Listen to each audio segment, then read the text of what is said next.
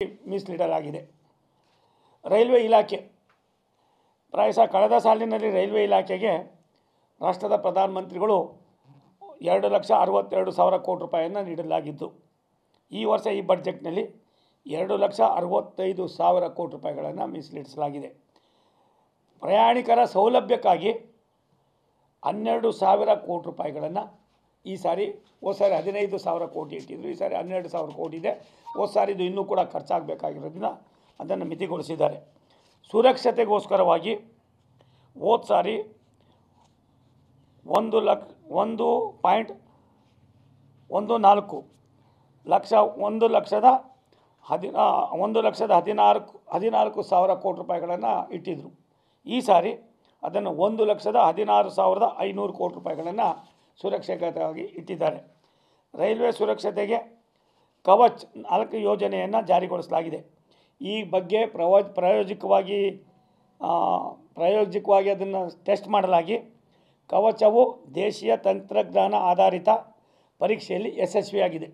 ಕವಚನ್ನು ನೀಡ್ತಕ್ಕಂಥದ್ದಕ್ಕೆ ಯಶಸ್ವಿಯಾಗಿದೆ. ಸುಮಾರು 10,000 ರೈಲ್ವೆ ಇಂಜಿನ್ಗಳಿಗೆ ಕವಚವನ್ನು ಅಳವಡಿಸಲಾಗುವುದು. ಈ ಕಾರ್ಯ ಪ್ರಗತಿಯಲ್ಲಿದೆ. ನವದೆಹಲಿ ಮುಂಬೈ ಮತ್ತು ನವದೆಹಲಿ ಕಲ್ಕತ್ತಾ ಮಾರ್ಗದಲ್ಲಿ ಡಿಸೆಂಬರ್ 2025ರಲ್ಲಿ ಈ ಕವಚವನ್ನು ಅಳವಡಿಸಿ 10,000 ಟ್ರೈನ್ಗಳಿಗೆ ಈ ಕವಚವನ್ನು ನಾವು ಸಿಗ್ನಲ್ ರಹಿತವಾಗಿ ಮಾಡ್ತಕ್ಕಂಥದ್ದಕ್ಕೆ ಒಂದು ಹೊಸ ಕ್ರಾಂತಿಯ ಯೋಜನೆಯನ್ನು ತೀರ್ಮಾನ ಮಾಡಿದ್ದಾರೆ. 2025 ಭಾರತೀಯ ರೈಲ್ವೆ ವಿದ್ಯುತ್ಕರಣ 100% ಮಾಡ್ತಕ್ಕಂಥದ್ದಕ್ಕೆ ಇದಕ್ಕೆ ಒಂದು ಶತಮಾನೋತ್ಸವ 2025 ರೈಲ್ವೆ ಇಲಾಖೆ ಎಲ್ಲೆಲ್ಲಿದೆಯೋ ಎಲ್ಲ ಕಡೆಯಲ್ಲೂ ಕೂಡ ಎಲೆಕ್ಟ್ರಿಫಿಕೇಷನ್ ಮಾಡ್ತಕ್ಕಂಥದ್ದಕ್ಕೆ 100% ಮಾಡ್ತಕ್ಕಂಥದ್ದಕ್ಕೆ ಒಂದು ಗುರಿಯನ್ನು ಹಾಕಿ ಅದಕ್ಕೊಂದು ಸಂದೇಶವನ್ನು ಕೂಡ ಕೊಡ್ತಕ್ಕಂಥ ಕೆಲಸವನ್ನು ಮಾಡಿದ್ದಾರೆ. 2024-25-26ರಲ್ಲಿ ನಾನ್ AC ಇವತ್ತೇನು ಅಮೃತ್ ಭಾರತ್ ರೈಲ್ ಏನಿದೆ ಅದನ್ನು AC ಇದೆ, ಅದನ್ನು ನಾನ್ AC ಮಾಡಿ ಸಾಮಾನ್ಯರು ಕೂಡ ಓಡಾಡ್ತಕ್ಕಂಥದ್ದಕ್ಕೆ ಇವತ್ತು ಅದನ್ನು ಪ್ರಾರಂಭ ಮಾಡ್ತಕ್ಕಂಥದ್ದಕ್ಕೆ ತೀರ್ಮಾನವನ್ನು ಮಾಡಲಾಗಿದೆ. ಪ್ರಾರಂಭದಲ್ಲಿ 100 ಅಮೃತ್ ಭಾರತ್ ರೈಲುಗಳನ್ನು ತಯಾರಿಕೋಸ್ಕರವಾಗಿ ಮತ್ತು ಆಹ್ಲಾದಕರ ವಾತಾವರಣವನ್ನು ವ್ಯವಸ್ಥೆ ಮಾಡ್ತಕ್ಕಂಥದ್ದಕ್ಕೆ ಅಮೃತ್ ಭಾರತ್ ರೈಲ್ವೆಯನ್ನು ಈ ರಾಷ್ಟ್ರಕ್ಕೆ ಸಮರ್ಪಣೆ ಮಾಡ್ತಕ್ಕಂಥ ಕೆಲಸವನ್ನು ಮಾಡ್ತಾಯಿದ್ದಾರೆ.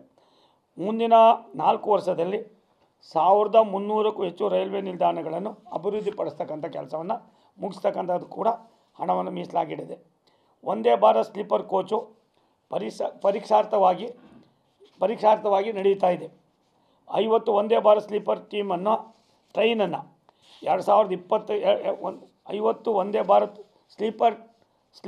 ಸ್ಲೀಪರ್ ಟ್ರೈನನ್ನು 25, 26, 27 ಸಿದ್ಧಪಡಿಸಿ ಲೋಕಾರ್ಪಣೆಗೊಳಿಸಲಾಗುವುದು. ಇವು ದೂರದ ಪ್ರಯಾಣಕ್ಕೆ ಅನುಕೂಲವಾಗಿದೆ. ಕಳೆದ ಬಾರಿ ಕರ್ನಾಟಕಕ್ಕೆ ರೈಲ್ವೆ ಬಡ್ಜೆಟ್ನಲ್ಲಿ 7,559 ಕೋಟಿ ಇತ್ತು. ಹೋದ ಸಾರಿ 7,559 ಕೋಟಿ ಇತ್ತು. ಈ ಬಾರಿ ಕರ್ನಾಟಕಕ್ಕೆ 7,564 ಕೋಟಿ ರೂಪಾಯಿಗಳನ್ನು ನೀಡಲಾಗಿದೆ. ಹೋದ ವರ್ಷ ನಮ್ಮ ರೈಲ್ವೆ ಬಡ್ಜೆಟು ಕರ್ನಾಟಕಕ್ಕೆ 7,559 ಕೋಟಿ ಕೊಟ್ಟಿದ್ದರು. ಈ ಬಾರಿ 7,564 ಕೋಟಿ ರೂಪಾಯಿಯನ್ನು ನೀಡಲಾಗಿದೆ. ಸಬರ್ಬನ್ ರೈಲ್ವೆಗೆ ಹೋದ ಸಾರಿ 350 ಕೋಟಿ ರೂಪಾಯಿ ಕೊಟ್ಟು ಮೀಸಲಾಗಿ ಇಟ್ಟಿದ್ದರು, ಅದು ಖರ್ಚು ಮಾಡ್ತಾಯಿದ್ದೀವಿ. ಈ ಬಾರಿಯೂ ಕೂಡ 350 ಕೋಟಿ ರೂಪಾಯಿಗಳನ್ನು ಅದಕ್ಕೆ ನೀಡಲಾಗಿದೆ.